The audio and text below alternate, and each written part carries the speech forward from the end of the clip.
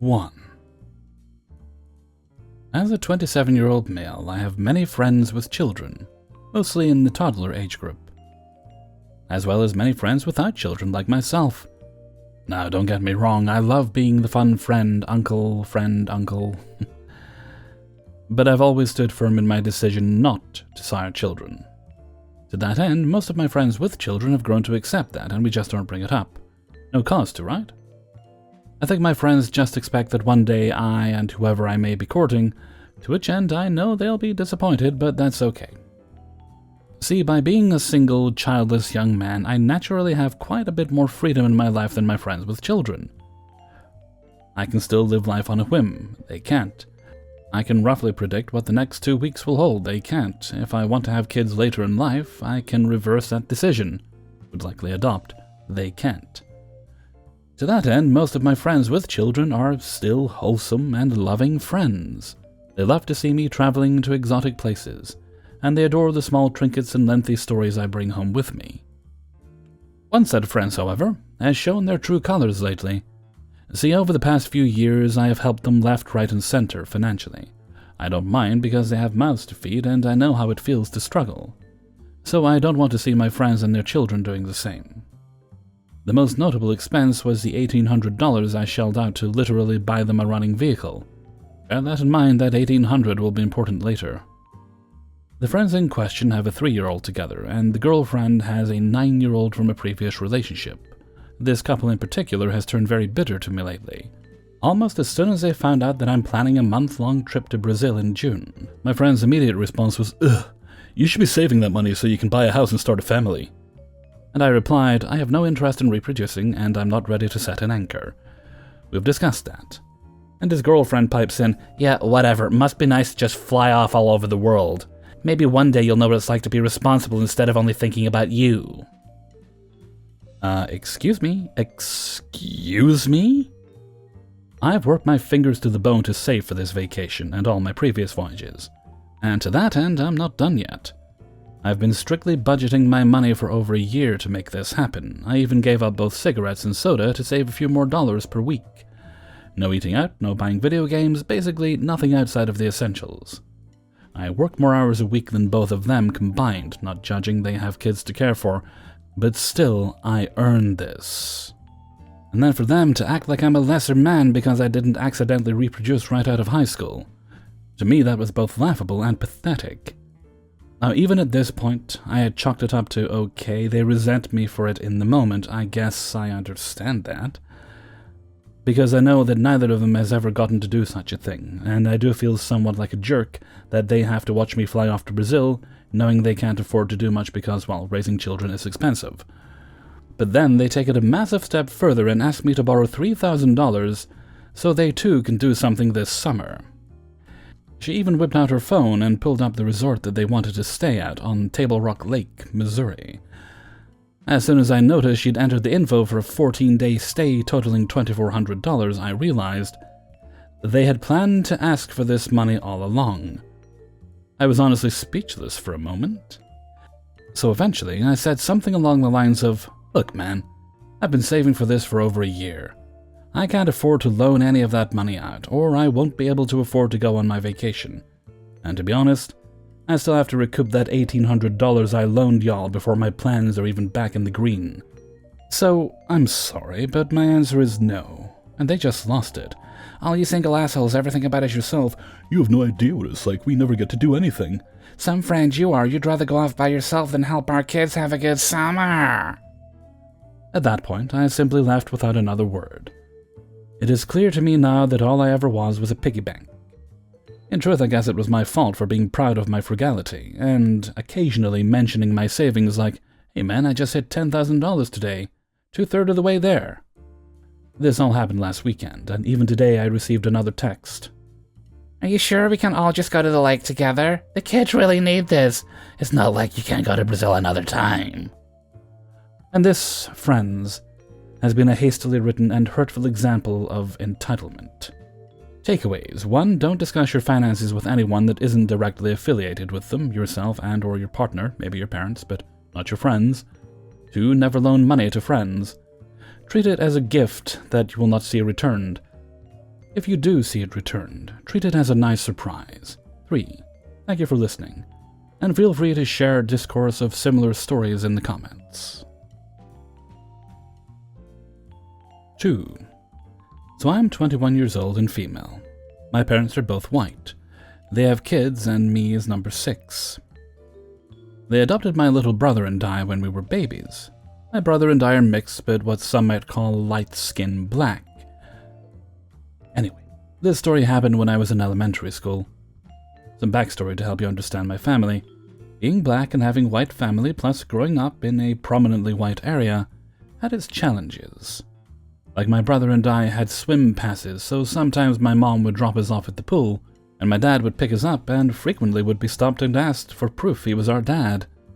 It also didn't help that my mom was 48 when I was adopted, having her last kid at 40. With that, my oldest brother is 20 years older than me, so I have a nephew who is only a year younger than me, and a month younger than my little brother. We got weird looks when we were out in public with my brother and I calling my mom, Mom, and my nephew calling her Grandma. So a lot of times people thought my older siblings were my mom. Okay, now you're all caught up. In elementary school, my mom worked as a Title I teacher, which basically means she goes to one class in whatever grade a day for an hour to help kids read. She still does this, and did the whole time my brother and I were in school. Most of my friends knew I was adopted. Figure they probably just asked their parents why I looked different. Well, one day when I was in about 4th grade, my mom came in the class. It was the first time for the school year, so people didn't know she was my mom. I had a bad headache, so when she came in I was relieved and shouted excitedly, "Mommy, can I have some medicine?" Some kids looked confused, but before I could explain, EK stated, "Sometimes when a white woman and a black man make a baby, it comes out black." I was shocked, and as a little kid I didn't even know how to respond, so I didn't. I went over to my mom and she gave me medicine she had in her bag. EK, I need some medicine too. My mother explained to her that she couldn't give her medicine because it was against school policy, and she could give the medicine to me because she was my mom. She rolled her eyes and huffed back to her desk. We thought that was the end of it until the next morning. Each morning, all the Title I aides would meet up in the library to organize their stuff and chit-chat. I would come and sit with them a lot because I would get bad earaches from being outside. That's when EM comes in. "You must be that." And she used a phrase here that involves 2 words, one of which is lover. The other will not be repeated here, work it out. All the aides' mouths dropped. I didn't know what that word meant at the time, but I could tell it was bad because of everyone's faces. My mother told her to not use that language in front of me. The EM rolled her eyes and began to demand to know why she wouldn't give her daughter some medicine if she was giving me some. My mother explained again. The EM went on another racist tirade. I could see my mother getting upset. Again, if you continue to use that language, I'll have to get the principal involved. Fine, let's do it. My mother and the EM left, and I did not understand, so I called my dad and told him what happened. Now, my mom is a nice, soft-spoken type. My dad, on the other hand, had an intense resting bitch face, and when angry, is angry. So my dad told me he was on his way. I waited in the front office for my parents. My dad got to the school before my mom came out and knocked on the door.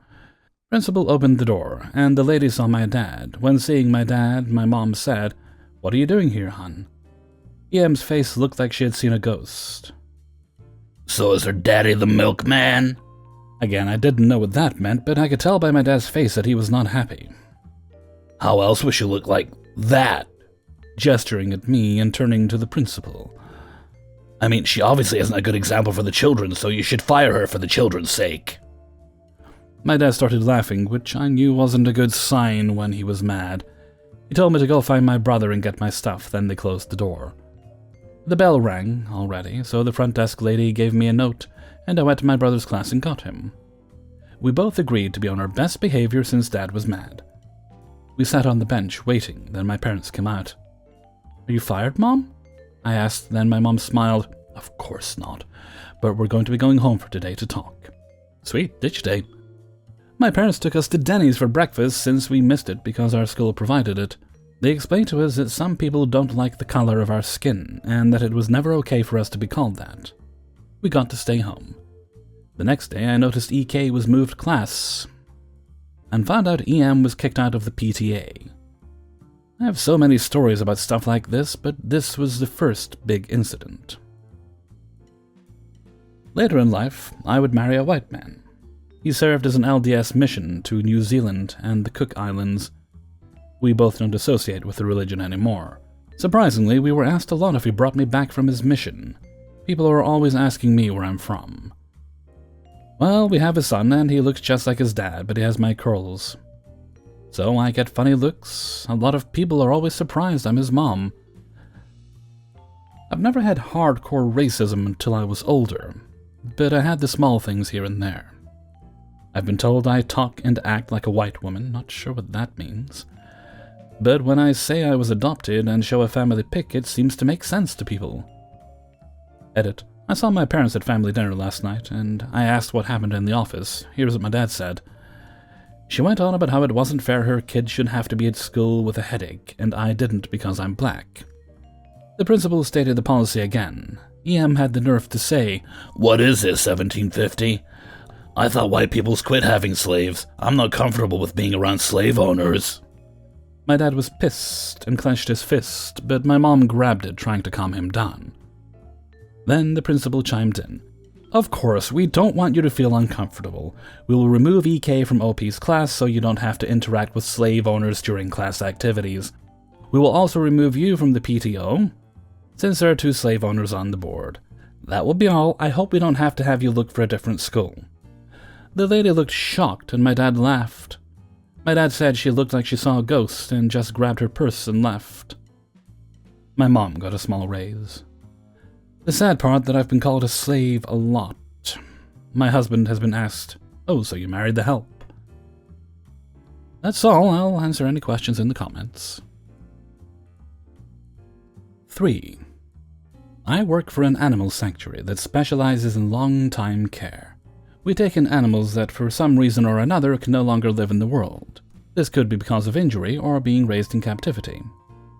Now my boss, Jax, he built this place from the ground up, and he is very serious about this place. Now one of the residents we have is Hootie the Owl. Don't judge the name, Jax let his 6-year-old niece name him. Hootie was originally kept as a pet, but was taken away from his owner for multiple reasons. 1, it's illegal to own an owl where we're from. Even more so with Hootie, who happened to be of an endangered breed. 2, Hootie was very much neglected, and possible abuse we found a healed injury to his head. Having been raised in captivity, he's not able to return to the wild. Hootie also doesn't do good when left alone in habits, nor do we think he will do good with other owls. As he's very used to human contact, so he ends up hanging out with the employees during the workday. Hootie is a huge troublemaker, and his antics, while frustrating at times, are rather entertaining. His favorite spot is to sit on Jax's shoulder whenever he can.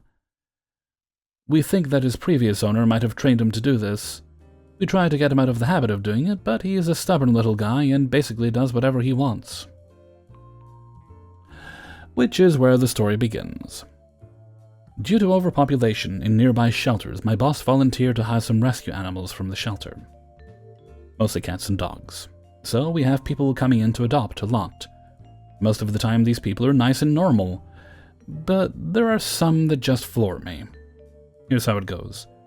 An EM comes in with 2 young kids trailing behind. Neither could have been older than 7, and walk up to me and say, "I'm looking for a small dog for my kids." That's great, we have multiple small dogs, come with me. I lead her in the back to where the dogs are held. Just look around and get to know them to see if anyone fits you and your family. "Who's that?" Pointing to Jax, who's talking to another family looking to adopt. "Oh, that's the owner, Jax. Why does he have an owl on his shoulder?" "Oh, that's Hootie. He's a resident here." "Resident?" "That's what we call our long-term animals." "Oh. Well, I'm going to head back out front. Please let me know if you find someone you like." The EM doesn't respond. 10 minutes pass and the EM comes up to the counter. "Have you made your decision yet?" "We changed our minds. We don't want a dog." "Oh, I'm sorry to hear that. Is there any reason why?" "We want Hootie instead." "That's what you said his name was, right? We want him." I'm sorry, ma'am, but Hootie is not up for adoption. He's part of the sanctuary, not the rescue. What's the difference? The sanctuary houses wild animals that are not meant to be kept as pets. I'm sure it will be fine. My kids are great with animals. Hootie isn't a house pet, and he's not good with children. Oh, we can teach him. I'm sorry, ma'am, but the answer is no. Even if I wanted to, I couldn't. It's illegal to keep owls as pets in this province. Even more so when it comes to Hootie, as he is considered endangered. He was in the rescue room, so you have to let us adopt. My kids have their hearts set on Hootie, and I already told them I get him. I'm sorry, but as I said, he is not up for adoption. Then why do you guys have him? We're a sanctuary. We're licensed to have wild animals. I want to speak to the owner. Okay. I head out back to get Jax. Is there a problem? Yes, that girl wanted us to adopt Hootie. That is because Hootie is not up for adoption. He is not a pet. He is a wild animal and he can be aggressive at times. He injured me on multiple occasions. That is ridiculous. You had it in the adoption room, so he should be available for adoption. Now, you're going to let me adopt him, or my husband will sue your ass off. Her husband's a lawyer who owns his own practice. Jax walks behind the desk and grabs a sticky note to write down his contact info and hands it to the EM. What is this? My personal info for when your husband wants to contact me. I'd rather you not clog up the sanctuary line. I honestly would love to meet a lawyer willing to sue a charity organization. The EM huffs and walks out. Best part, the husband did call 2 days later to apologize for his wife's Karen behavior. Yes, he said Karen behavior, and begs us not to go public with her actions. We never planned to anyways. 4. Fair warning, I'm a nerd, so I will be using video game names for others to disguise names. Context, I'm male, 19 years old, with mild autism, who had my first run-in with a Karen at work. It was a typical afternoon at work where it rhymes with waif day, crowded as all hell, and so on. I was working up front with bagging stuff for customers. One thing about me is I always like making the paying people laugh, cracking corny jokes, prop comedy, etc. On this day, however, I was with GLaDOS, also manager, bagging stuff, and then she appeared. She had the typical Karen look, blonde-dyed hair, fake nails, you know. She also had a son, around 15, I think, normal lad.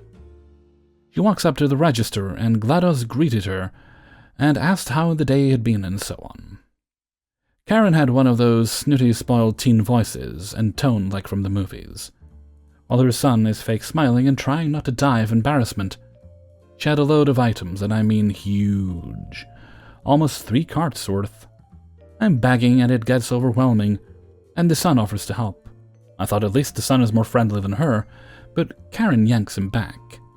And then the following conversation ensues. Oh, Mom. Don't help. Let them do it themselves. What the heck? I'm rising to anger level 1. He was trying to help, said GLaDOS. No, he needs to learn not to be lazy, she says, pointing at me. Rising to anger level 2. Then Lucky, my BFF, enters, and had heard what is happening. Lucky walks by and sees me, my anger rising, and pats me on the back to basically say, I'm right here in case anything happens. 2 hours later. Well, it feels like it. All of Kay's stuff was in the carts, and the price was way more than my normal paycheck. Now Karen gives GLaDOS her huge stack of coupons. GLaDOS scans them, but they were all coming back invalid, and GLaDOS tells her this. And Karen goes off, yelling and screeching about horrible customer service and the usual Karen stuff. In that moment, Awesome's son steps in and tells her he knew this wouldn't work. Karen screamed at him to keep his damn mouth shut. In that moment, both me and GLaDOS' minds clicked and realized something was fishy. GLaDOS checked the coupons and saw they were expired, but somehow the date was wrong. At least that's what I understood, like they were all a year off. GLaDOS explained that the coupons were forged. Karen retorted by even more yelling and screeching about us being liars, and then she points at me and yells this, loud as day, and I quote, "And that." insert a slur against disabled people here, is the store's major problem. The whole store went quiet. My anger was skyrocketing. GLaDOS, luckily, and a lot of other people were shocked that this waste of air called me that. Awesome Sun was dead with embarrassment. And GLaDOS told her to leave. I want to see the manager. I am the manager and I'm asking you to leave or I'm calling the cops. You and that, another slur towards disabled people, will be sued. Anger over 9,000. Then Lucky says, please tell everyone what you're suing Mangling GLaDOS for. By this point I'm ready to pull the anger trigger. Karen looks around as everyone stares at her. Because I believe we have everything on camera with audio and hundreds of witnesses that would say otherwise. So it would be in your best interest to scram and never come back. Or we can show the cops the evidence of fraud and forgery you tried to scam us with, and could be in jail for a long time. So what's it gonna be? Karen goes white and books it out of the store. Without Awesome Sun. Awesome Sun apologizes profusely for his mother's behavior. And we all heard tires screeching as Karen squeals out of the parking lot. So we had to call the Awesome Sun's dad to pick him up. GLaDOS told me to go clock out for the day, to heal up from that experience. And I got the next day off as well. Last I know of, Karen was put on the watch list and was forever banned from the store. So... and I guess. 5. I have worked at a petting zoo for almost 4 years as the manager. Luckily, I don't get a lot of entitled parents because most of them find animals disgusting. However, there are some rare moments where I meet one. While I was feeding our ducks and chickens some bread, a woman walked up to me with her child, around 8 years old. What are you doing? With a sneer in her voice. I looked up and told her I was just feeding the animals. But why are you feeding them bread? It's 3 p.m. They always get bread around this time. They will follow you around until you give them bread. During this entire conversation, I kept giving bread. Well, I've worked with animal rescue for 10 years now, and I can tell you bread is deadly. I have my degree in animal care, and let me tell you, in my country they let anyone join animal rescues because they need every bit of help they can get, even if you don't have a degree. That might be right, but I never had a problem with any of my animals because of bread. And it's not the only thing we feed them. Well, I've worked with animal rescue for over 10 years, and it's deadly. If my animals ever get sick because of bread, I will stop. But as long as that isn't the case, I won't. Sick! She scoffs. They won't get sick. They will die. Well, that's odd. What is? In the most sharp tone I've ever heard. For some reason, dead animals seem pretty alive to me. Might be zombie ducks, huh? Let me be clear. They always wait at 3 for food. Not just bread, but for anything. Vegetables, bread, seeds. They don't eat bread daily, and if they do eat bread, it's not a lot, just a few slices. Karen walks away with her daughter, while I'm still feeding bread. I spot Karen picking bamboo leaves off our bamboo in the corner of my eye. Normally, when people do this, they will feed it to the goats, which isn't allowed. I always say something about it, but this time I was just waiting. She walks into the goat pen and starts feeding bamboo. I walk over there and say, Miss, you can't feed the... She stops me with a big smile saying, It's just bamboo leaves. I've worked with pet rescues over 10 years now, and it's healthy. That might be the case with some bamboo, but there are over 50 kinds, and some might cut the tongue of the goats because of the sharp edges. It's happened before. I was BSing, by the way, but she didn't need to know that. But they are sharp in the edges. It was probably something else that did that. I don't want to find out. If you're gonna feed them, then please give them from that tree. And I gestured toward the curly hazel tree. Ugh, fine.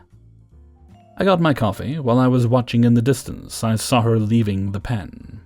We have 2 fences which you need to pass to enter the goat pen so the goats can't escape. If they do, it's usually just the first fence they get by. And it just so happened Karen didn't stop the goats, and they got through the first fence. I see her trying to get the goats back. Trying wasn't the right word. She held the gate open and told the goats, Go back! Come on! Go back! My volunteer was trying to help her, but she sent him away. My volunteers came to me and told me that the goats escaped. I told them it's okay, she's worked 10 years with animal rescue, she must know what she's doing. I had some visitors come by who I knew who told me the same thing. The goats escaped. And I told them the same thing, it's okay. She's worked with animal rescue with over 10 years, she knows what she's doing. I kept watching her trying to get the goats back from a distance while drinking my coffee. Her daughter was at least doing something. She pushed some goats back, but it didn't work because Mommy Dearest kept the gate open so the rest could go back as well. I kid you not, it took her 25 minutes to get 5 goats back. All the while I've been drinking my coffee and just watched. She walked back with her child towards the exit. When she passed me, she thanked me for my help. I smiled at her and said, "You've worked in animal rescue for over 10 years, so I thought you didn't need my help." She looked at me with disgust and walked out of the petting zoo. Hey everybody, Hellfreezer here, and thank you very much for listening to the Impractical Proudness of Parents. Hi Pop, episode 74. And thank you very much to everybody who allowed me to use their stories in this video. If you enjoyed the video, then please do like and subscribe. And more importantly, tell me, do you consider a Jaffa cake to be a cake or a biscuit? It's a cake, but let me know what you think. I'd like to say thank you to everyone who joined me for the recording stream tonight while I was recording these past 2 videos.